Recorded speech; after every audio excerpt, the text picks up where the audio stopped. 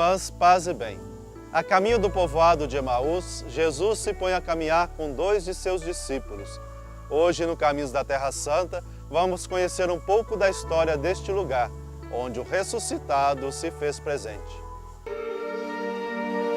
Nesse mesmo dia, 2 discípulos iam para um povoado chamado Emaús, distante 11 quilômetros de Jerusalém. Conversavam a respeito de tudo o que tinha acontecido. Ao longo dos tempos, 3 localidades foram indicadas como a Emaús evangélica. A partir do 3º século, o encontro dos 2 discípulos com Cristo ressuscitado foi situado pela Igreja como próximo à cidade de Nicópolis, a antiga Emaús, citada na história bíblica dos Macabeus, onde se encontravam as ruínas de uma basílica dos Cruzados, que tinha substituído outra de tamanho maior de época bizantina.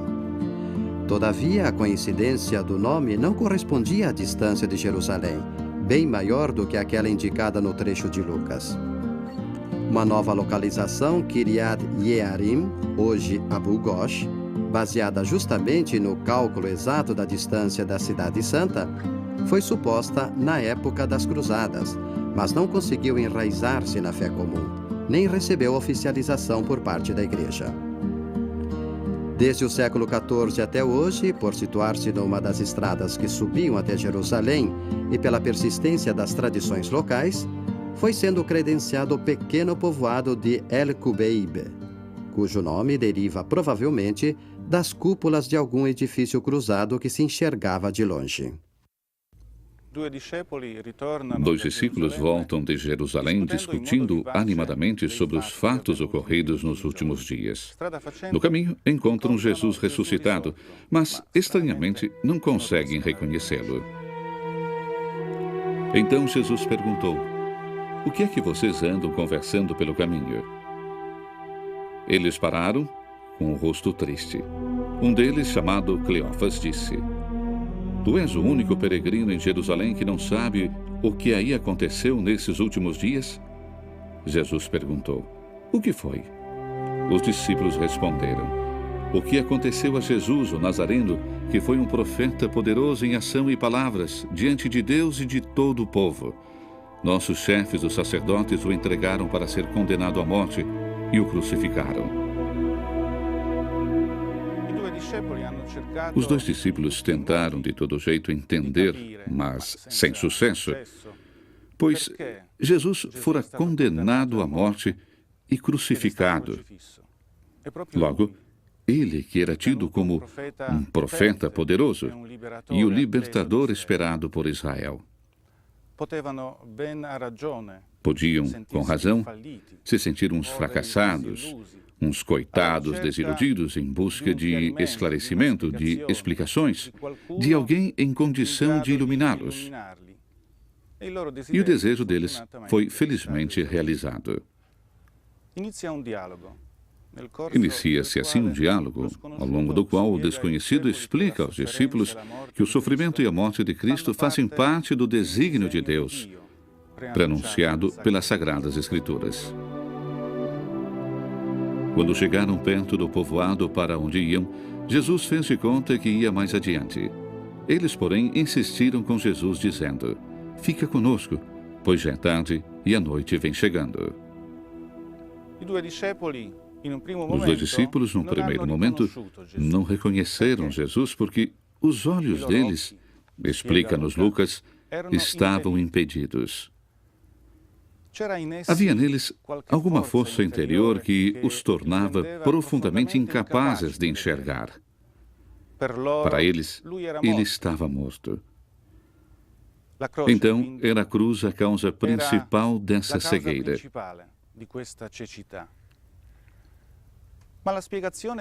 Mas a explicação bíblica de Jesus principiou neles um lento processo de cura. Em seus corações, reacendeu-se novamente a chama que tinha se apagado. E isso era devido àquele desconhecido.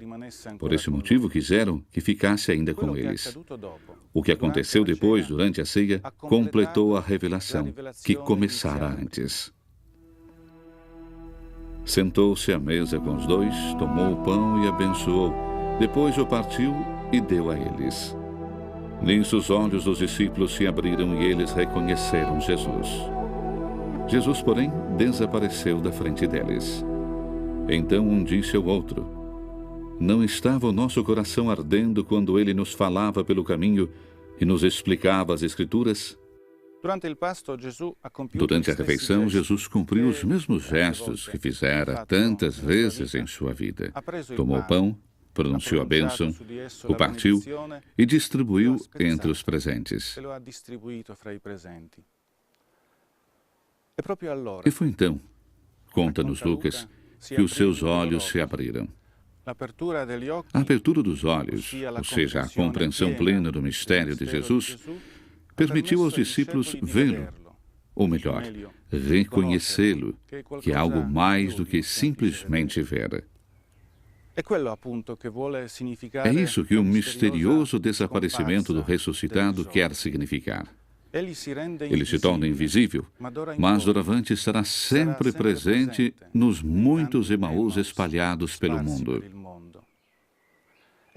E é justamente na Eucaristia que os que tiverem os olhos abertos podem experimentar a presença de Cristo morto, ressuscitado e vivo para sempre.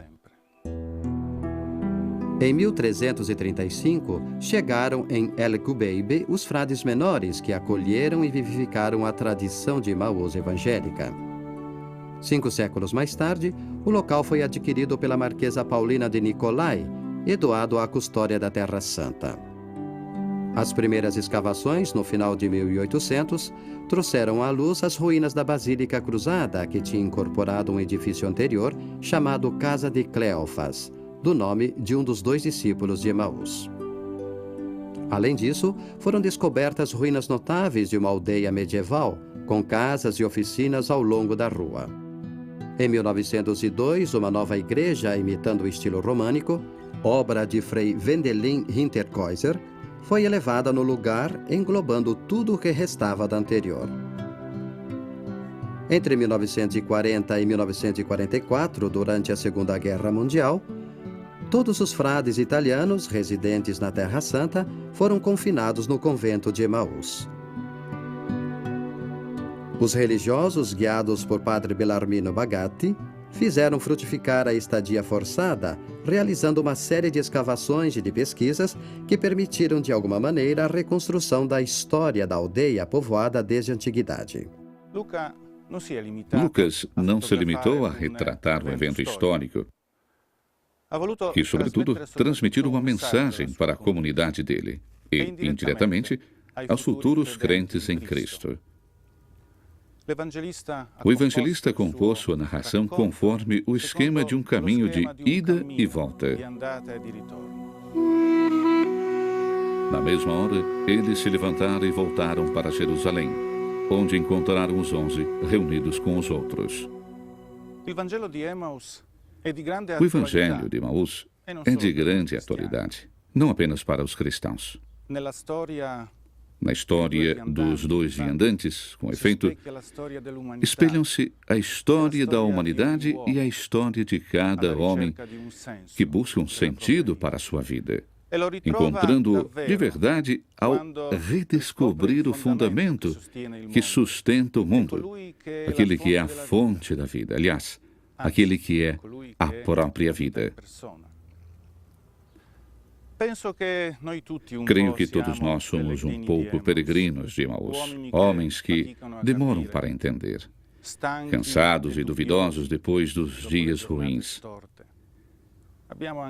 Temos também nós um coração frágil, em que às vezes a chama do amor e da esperança se apaga. Sentimos, portanto, a necessidade também nós de alguém que venha em nossa ajuda, que nos faça reacender o coração. E esse alguém está sempre presente em nosso caminho e espera pacientemente apenas um convite para se tornar nosso companheiro de viagem. O importante é não deixá-lo esperar por muito tempo. Reconhecer o Senhor que caminha conosco nem sempre é fácil. É preciso ficar atento, ter os olhos e o coração abertos para percebê-lo.